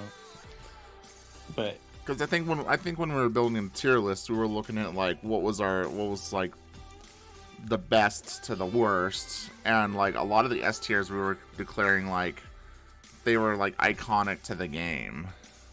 Yeah, that's true. Because I can tell you right now, even though like Jungle Hijinks would have probably been an S tier, it's definitely not my favorite. Yeah, that's true. Okay, let's see. Well, as I'm looking at the list here, I'm looking okay. I really liked the Rickety Race in Kremlin a lot. Where you have to like bop all those guys that are hitting you. Yeah, we had a lot of fun with that one. Yeah, that was one of my favorite things. super funny moment we had there, and it was just super fun to like look at the background.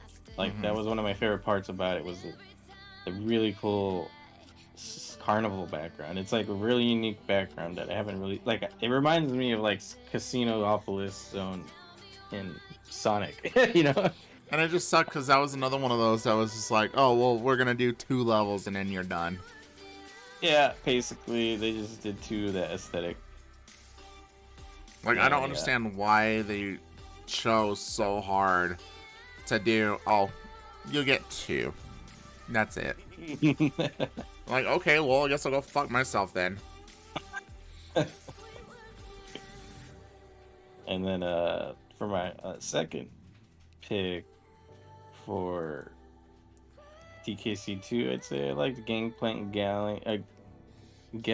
what's that say? Gangplank Galleon? I think it says that. But yeah, that one, it was like a little bit later on the pirate ship where the sunset made the water look green. And I like that about it. It was like really orange and green colored. Oh yeah, really cool, really nice, beautiful atmosphere in that. And just loving the pirate ship again. I just love the pirate ships. Yeah, because like you pointed this out to me, because when you start DKC2 and you start in Pirate Panic, it's like daytime, it's like midday. But as you progress through, like especially like Gangplank Galleon, and then eventually like Topsail Trouble, like the weather has changed and the ship is sinking. Yep. So like you pointed that out to me, and I thought that was like one of the coolest things ever. Yeah, the storytelling within that one area, you know, it just shows a lot, and I like that about it. Then on like DKC1, one of my favorite levels, surprisingly enough, is one of the raining levels in the beginning with the armadillos. Oh, Ropey Rampage. Yeah, I actually kind of like that one. That one was cool. I like the raining aspect and how the rain would go away at the end of the level to signify you're reaching the end.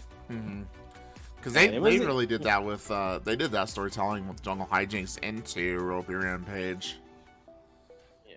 Because when you go through Jungle Hijinks, it eventually turns nighttime when you get to the end.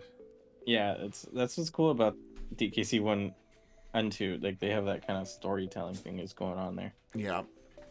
And then second one, I'd say, let's see, second DKC1, or did I already say 2 DKC1s?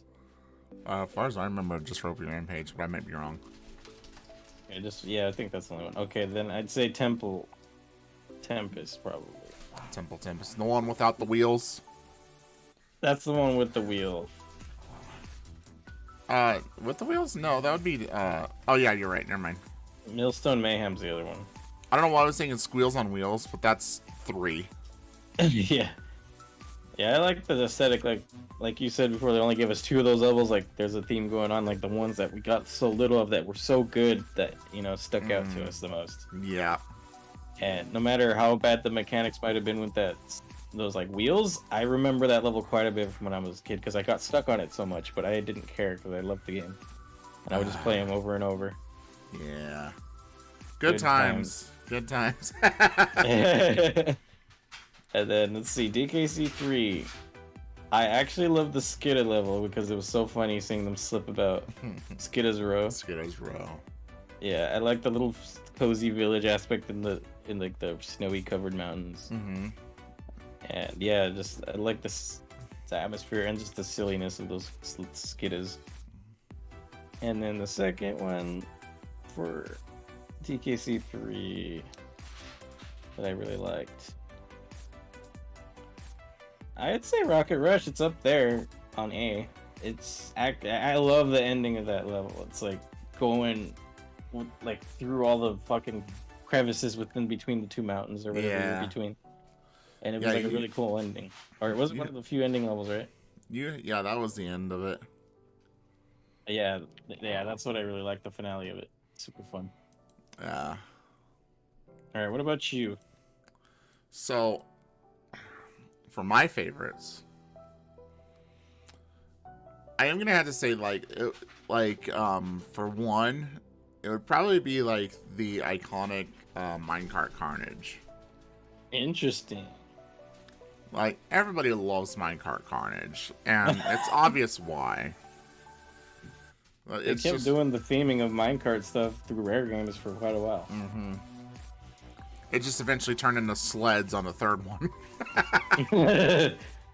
And they even did in DK64 minecart levels and ukulele. But minecart carnage was probably one of my favorites, and then the other one would have to be Stop and Go Station. Stop and Go Station is fun. I can get through that level so fast. Well, yeah, you just have to turn around. Well, that's a secret, but like if you do it fluidly with hitting all the goes without stopping, it's one of the best feelings. Oh yeah, but no, Stop and Go Station. I loved the concept of Stop and Go Station. Like, Green light. Yep, playing red light, green light. It was scary too sometimes when you wouldn't get it in time and you're just running from those big old rock kremlings or whatever. Mm-hmm. Now for my worst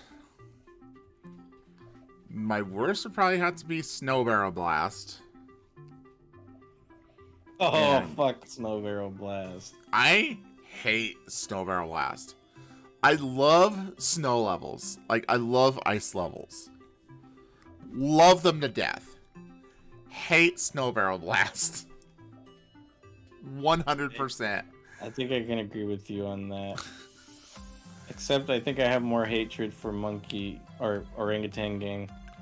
And then, I don't know why I struggle with it so much, but Vulture Culture. Hate it. Oh, yeah, Vulture Culture isn't fun either. A lot of vultures. I struggle the fuck out of Vulture Culture. It's too much damn vultures up here. And when it comes to DKC2,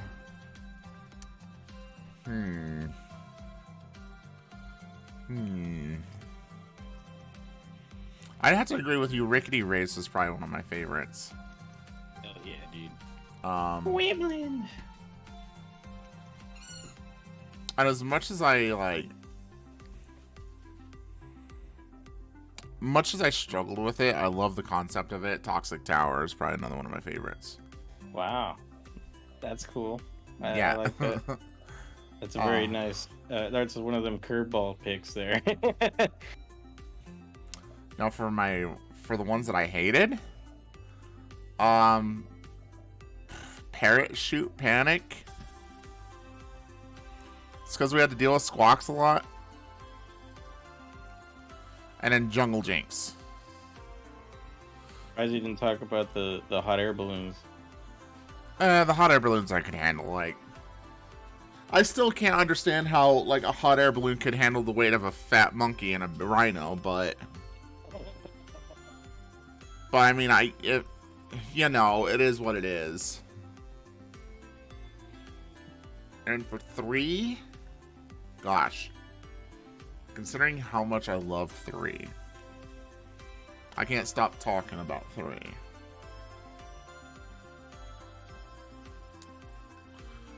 Probably one of my favorites would have to be Ripsaw Rage.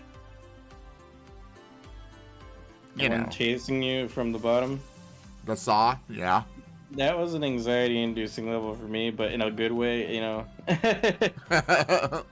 It was fun. I definitely had some good times, like avoiding getting hit by that. It was kind of stressful. And then, just because of like the concept behind it and the like, I loved how unique every level was because every level had a different concept. But this one like struck out because they tried something different and it worked. And that would be Low G Labyrinth. Oh, dude. That one was close to... I was close to thinking of that one, but I was like... Something else got... That rocket rip. Plus, we also captured one of Trez's favorite memories in Low G Labyrinth when he tried to throw a barrel and thought the barrel would also be in Low G. I mean, wouldn't you? When in fact, the barrel was not Low G and he just completely whiffed the throw twice. It was... You would think it would translate over to the barrel, right? That's all I'm saying. One of my worst, 100% lightning lookout. Oh, that one's scary in a bad way. Like 100% lightning lookout was just so fucking terrible. Yeah. Yeah, I didn't really. That one was just made me nervous. Very much so. And then the water would shock you too. It was like, oh man. Mm-hmm. You see, you got that realistic enough. Now why not the barrel and zero G? He's just a little salty, chat. It's okay. And then Stampede Sprint is another one of my hated ones. Stampede Sprint. Yeah, with you running away with the rats, right? Yeah. Yeah, that one was annoying too. Playing Like, off of that whole concept. We struggled hard on that one. Yeah, definitely. That one was... We really struggled on that. Yeah, what about some shit. good little runner-up levels though? Oh, I could go to town with some runner-up levels. Crisscross Cliffs. Crisscross Cliffs. That's the one where you had to keep changing the barrels from steel to TNT to get through. Oh yeah, that one I actually kind of enjoyed a lot too. That one was really unique. I enjoyed that. That one was like probably one of my other favorites. Clapper's Cavern from 2. Yeah. Good old Clapper. And then from 1 it'd be from another runner up for me would be from 1, and that'd be Trick Track Trek. Or no, not Trick Track Trek. Tanked Up Trouble. Can't remember what that one is. That was the one when you had to ride the platform and keep fueling it up. Yes. That one was very annoying on the rando. That's just because you had some shit luck with that one. That one gave me the worst possible luck ever every time. Getting, like, spinny wheels of death at, like, every other enemy. Yeah. No, that one gave us some troubles. You more so than others. Yeah, I was on that for like an hour and a half. Yeah, some of my runner-ups. Like you said, this low G one I think would be a runner-up for me. As one of my favorites in DKC3. Because it was a really interesting concept for sure, and we had our funny moment there. Like, yeah. I like the low G aspect. It really... Like, I remember when we first jumped in there, I was like, whoa! And then, I'm sure DKC... Huh? I'm sure you enjoyed Poisonous Pipeline too, right? Oh no, that one was a little too much for my brain. It's a little too much. Runner-up level for me with DKC2, I like Cannon's Claim, where you're going up that mine, like crystal cavern mine shaft. And I hated the cavern levels. Like, I could not stand the cavern levels in 2. I just love the music a lot. It's dun cha dun dun dun cha dun cha dun dun dun cha dun dun dun dun dun dun dun dun. It's super awesome. But no, like, that's probably one of the biggest reasons I love it, because of music. But yeah, I straight up just could not stand the cavern levels. Yeah. And then runner up for me on a DKC 1. Let's see. I like you said, stop and go stations super fun. Like, I get through that one really fluidly all the time. Like, because I've played it so much. And yeah, it's just one of those fun movement levels. And like, if you fuck up, it gets like, like scary, I guess you could say. Gives you a little, it puts you on the edge of your seat. Yeah. Yeah, a lot of these levels are bangers, and then there are some that, like, again, this is an example of that you need to go home and do it again. Oh man. So I know that we kind of talked about collections. did you enjoy doing the collections? Like bonus barrels and coins. Yeah. It really depended on the situation, but for the most part, I did enjoy that little sidetrack we'd have to do to like get something, and it always felt good once you conquer, a certain, challenge or whatever they threw at you. Would you have preferred like the DKC2 way to get DK coins or the 3? That's tough for me. That's very tough for me to say because, of course, I have the nostalgia for the second version and how you do it that way, but there are some quite bullshit fucking barrels. Mm-hmm. And then in 3, I loved how unique they made it, where you had to, like, I don't know how to explain, like, use your environment and where you're placed and how you used your mechanics, like to get to that coin. Uh-huh. And that was really cool because it really teased your brain. Oh, Because yeah. like in DKC2, it was mainly just like hard ass challenges. Put, just like better do good. But in this one, it's like you gotta think and like really tune how you're gonna do something, and you had multiple chances to do it and all that stuff. So I don't know. I mean, I'd probably give the edge to DKC3's coins because of all like that method of grabbing the coin. I think they perfected it by then. Yeah, they were always very creative with how you had to do the DKC3 ones. Like, granted, 2 had its trials, but then it was like a case of, oh, well, you have to figure out how to land on the flagpole correctly to get the DK coin. Like, I love the concept how they made the DK coins difficult to find in 2. But at the same time, I really like the concept of trying to figure out the puzzle to get the coin in 3. Now, I'm not 100% a fan of just doing a straight up puzzle game. Like, if you hand me a puzzle game like Portal or Talos Principle or anything like that, I'm probably going to get bored of it in a hurry. But when you throw an occasional puzzle in, like how they do with Zelda or stuff like that, where there's like an occasional puzzle, I'm okay with that. And they made 3 to be a concept of, this is a puzzle, you need to figure out how to solve it. And some cases it was like, oh, well, you just throw the barrel at them and call it a day. But then there's other concepts of like, in one of the cavern levels when you had to like figure out how to fucking climb up like 3 sets of cliffs with the other Kong to get to the one, and you had to land just perfectly to get on the cliff with the coin and not get nudged off.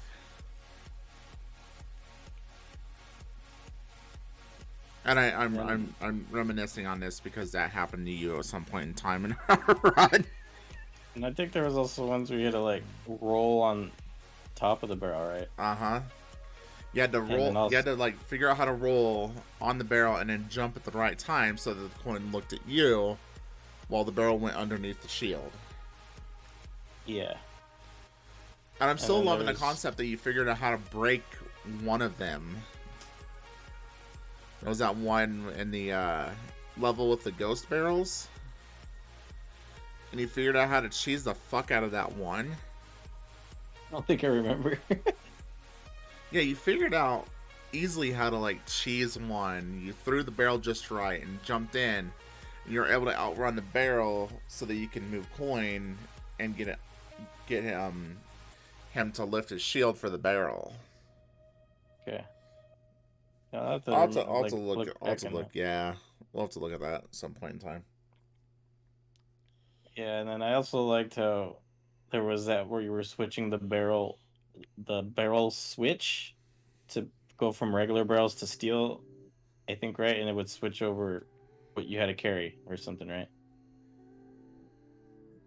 Is that one that, or is that, or am I thinking of something else?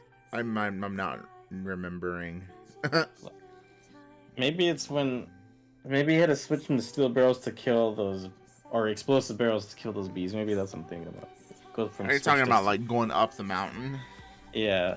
Yeah, you switch from TNT barrels to steel barrels, So you would use like the steel barrels to climb, but then you would use TNT to kill the bees to move on. Okay, I thought for some reason maybe turning the switch over to steel barrels, you'd be able to grab one and then take it to a coin. I probably misremembered. Yeah. Yeah, that's what I thought one of them was, but I guess not. I was mixing it up. It's all good. It's all good. But like Donkey Kong, like guys, the Donkey Kong Country series, it's always a good series to go look at. It is on the Super Nintendo. It is on the Super Nintendo that's on the Switch. And I think all 3 games are on the SNES Classic if you own that. I'm not sure if they are or not. Donkey Kong Country 1 is on the Classic. Just 1? Yep. I thought 2 and 3 were as well.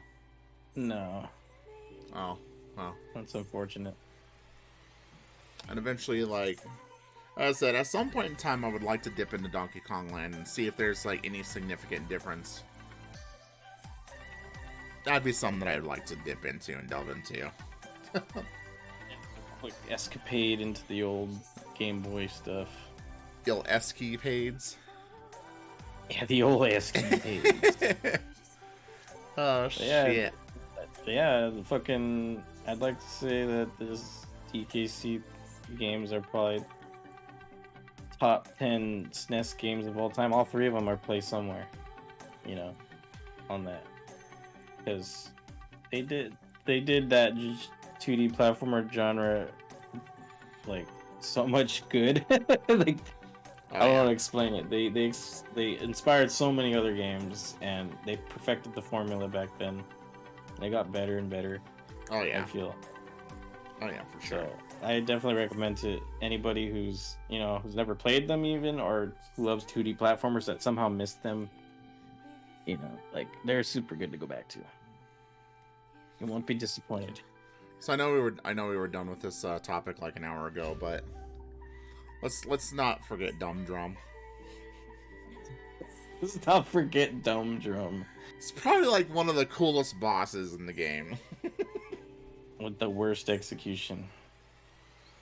I feel like that they need to reintroduce Dumb Drum.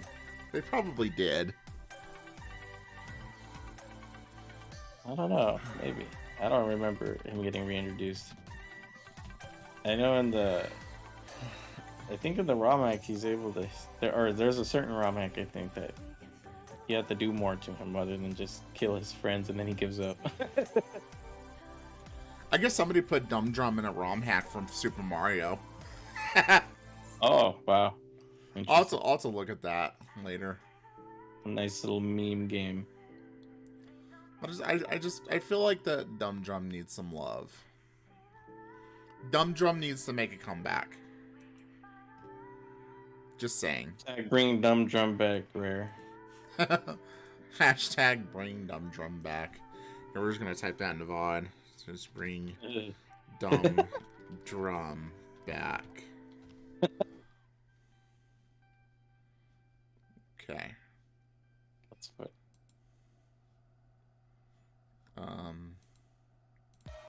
Yeah, here we go. I was gonna say, how are we gonna round this? We're gonna talk about like our rankings, right? Oh shit. We're gonna talk about like our rankings for each 3 of the games, right? Where they land on our list now after we played them together. I'll let you go first. Okay. I will try not to dilly-dally too much on it, but my answer stays for favorite DKC2. But for the second and third, I think is what's the most decisive right now. Divisive. Because of course I got nostalgia for the first one, and the music and the levels and all that stuff for that game, and it has its fair share of issues as well, but in DKC3 I recently played it for the very first time and found a newfound respect for it and got to experience it with one of my greatest friends ever, and that was what made it more special. Who's that jackass? Oh, I don't know. Some fucker. Some fucking panda, no doubt. But yeah, like that made it a lot more special. I think getting to experience it with somebody that had a love for it that I hadn't experienced yet. Yeah. So that's why it's so divisive for me, because I of course have that nostalgia, but also have that newfound respect for the game and getting to experience it with you. So, but that being said, I'm gonna put DKC 3 in second place. Oh. Then you can put DKC. There's issues with the game mechanically in the first one that I wish weren't. Like we mentioned, bring Dumb Drum back. We need them better. I will not rest, Nintendo, until we have Dumb Drum back. And then Espresso needs to be buff. Buff Espresso. Hashtag buff Espresso. And also, like we're gonna the rehashes of the boss fights. 2 naughties, 2 vultures. Yeah, like I thought that was like a little not creative, but I understand that they didn't have a whole lot of power to work with. Yeah, they were still building upon their new DK universe that we're trying to come up with, because it was kind of brand new. He was just the arcade game before. You know, I guess I should say, like, they probably did bring Dumb Drum back. They just turned it into Belcha, which was just as bad. Yeah. Well, yeah, there was some issues with DKC 1 that I wish, were better, but yeah, like DKC 3 did a lot of things to improve the whole series in general. Had a nice atmosphere, nice music, great. There's some bad boss fights in there, but they're not as bad as some of the DKC ones. Not as simply bad. Oh yeah. And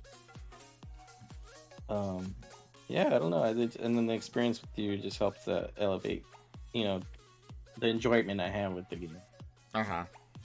So yeah, that's where my reasoning stands for all of them. What about you? So, oh my gosh, I am so sorry, guys. I had to let out a yawn. 3 will obviously be held close to my heart. And I shared the story with you all. So 3, just overall, is just gonna be my absolute favorite. And like Trows, like, I've seen a little bit of DKC 2, but I didn't play it. Well, a little bit, but I didn't get very far. So I got to experience my first full playthrough with Trows for 2. And as annoying as a lot of the levels were, as annoying as some of the bosses were, I kind of agree with Trows on, I found a new respect for the game. And I see a whole lot of respect for people who have played the game, who have beaten the game, who speedrun the game. Because, like, when I watched Game Grumps, they couldn't finish DKC 2. Like, they just straight up just could not finish it.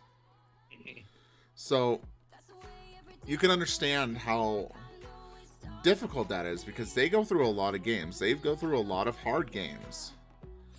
And when they couldn't finish something like Donkey Kong Country 2, that's saying something. That's like saying a lot. That game is up there in terms of difficulty. So being able to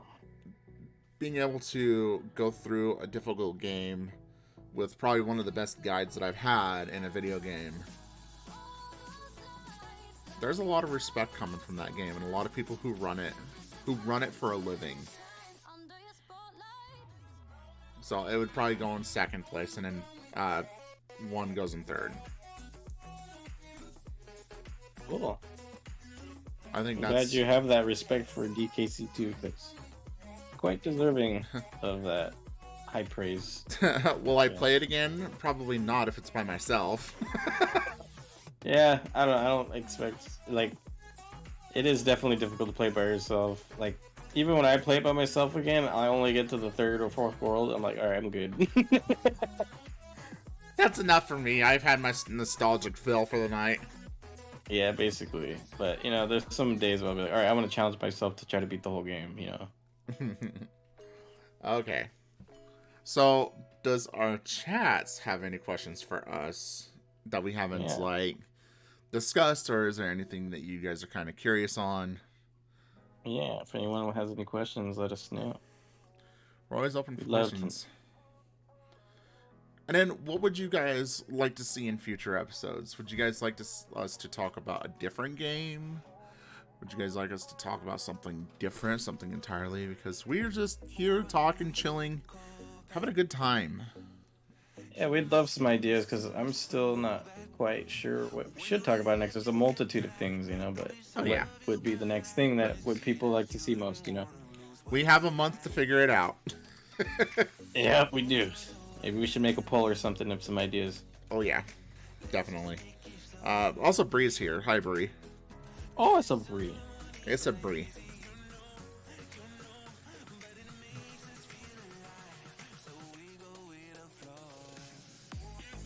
This also goes for when this goes on YouTube. For anybody who has anybody on YouTube who has any questions, comments, concerns, let us know. We're always happy to take feedback. Every suggestion is greatly appreciated. And if anybody on YouTube who has any suggestions or anything, let us know. Would you like to see us play a game at some point in time? Would you like us to talk about a game at some point in time? The world is your oyster. The world is your clambo. Your clambo. Jeez. Nice one. Yeah. Hell yeah. Because Clambo gets some respect. Hashtag respect Clambo. We're pulling out all the hashtags for this game. I'm gonna like when this goes on YouTube, I'm gonna like at Nintendo and be like hashtag bring Dumb Drum back, hashtag buff espresso. Hashtag Clambo. Hashtag Clambo. Hell yeah. The world is your hashtag Clambo. I feel like I need to have 8-Bit make me a shirt now. So the world is your hashtag Clambo.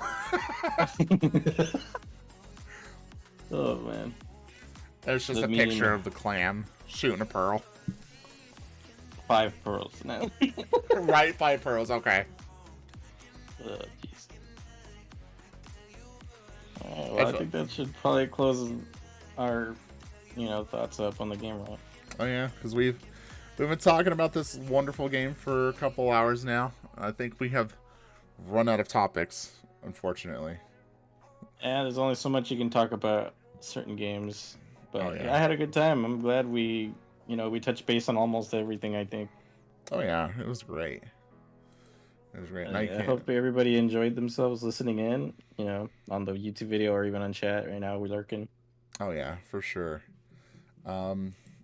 And keep an eye out because at some point in time, Trouz and I will probably, as Trouz said, he's going to probably start up Super Mario RPG at some point in time. And I am co-commentating with him when he does start that up. I'm super excited to see him go through this game for the first time. And we'll see how it goes. We'll see how well he does on it. It'll probably be another podcast in like 3 months, 4 months from now. Who knows? Okay. So I think that's going to be it for me because I am probably going to go be a bum and play some more Arceus. Yeah, I'm probably going to finish up. I was already playing games earlier. But who should we raid into? Do you have anybody? I think I have an idea. I can go to my buddy the Gaming Avengers. They're playing Breath of the Wild. Breath of the Wild, okay.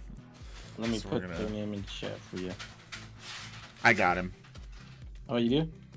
Okay, cool. Alright, raid. Alright, chat. Well, thank you guys so much for coming in here, hanging out with us tonight. I do greatly appreciate it. We hope you guys enjoyed the podcast. If you missed it, then it will be put up on YouTube here shortly. Bye, bitches. Bye, Bree. See you later, everybody. And we'll come back to our next podcast next month. Until then, next month.